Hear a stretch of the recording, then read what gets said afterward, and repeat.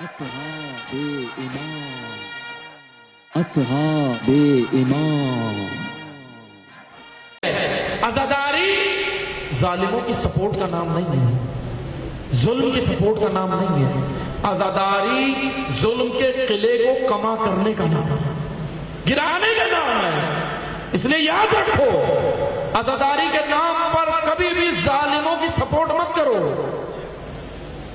عزاداری کے نام پر قوم کو گمراہ مت کرو۔ شہدائے مدافعان حرم اور آج جو ہمارے مسنگ پرسنز ہیں، ہمارے سر کا تاج ہے، شہدائے مدافعان حرم، شہید کسی زمین کا شہید نہیں ہوتا، شہید مکتب حسینی کا شہید ہے، شہید مکتب زینبی کا پلا ہوا شہید ہے۔ یہ جغرافی کی حدود مٹاؤ، وہ ایرانی، وہ عراقی، وہ پاکستانی، وہ لبنانی، وہ فلانا، یہ ذہن کے فطور ہیں۔ یہ شہداء سروں کا تاج ہے۔ آج انہی شہداء کے خون کی بدولت ان کے مرہون منت ہیں زائرین، کروڑوں جا رہے ہیں اربعین پر۔ کس نے یہ راستہ فراہم کیا؟ سلام ہے ان شہداء کی ماؤں کو جنہوں نے اپنے جوان پیش کیے ہیں روضہ زینب کے دفاع کے لیے۔ آج کہتے ہو ان شہداء پہ کمپرومائز کر لو، ان شہداء کا چہلم کے جلوس میں نام بھی نہ لو۔ شرم آنی چاہیے۔ تم عزا ہی نہیں سمجھے، تمہیں پتہ ہی نہیں عزاداری کیا ہے۔ عزاداری صرف مردہ یزید پہ لعنت نہیں، آج کی یزیدیت کے خلاف اٹھنے کا نام ہے۔ تم کون سی عزا ہمیں سکھانے آئے ہو؟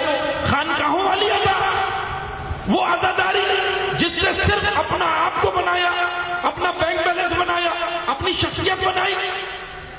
ہاں، عزاداری پر ہم سب کچھ لٹا سکتے ہیں۔ 9 محرم، 10 محرم اور چہلم، اگر ادھر ہم ظلم کے خلاف بات کریں، بے گناہ اسیروں کی بات کریں تو یہ سیاست ہے؟ اس کو سیاست کہتے ہو؟ شرم آنی چاہیے۔ بنو امیہ کی گود میں بیٹھ کر بیان دینے سے باز آؤ۔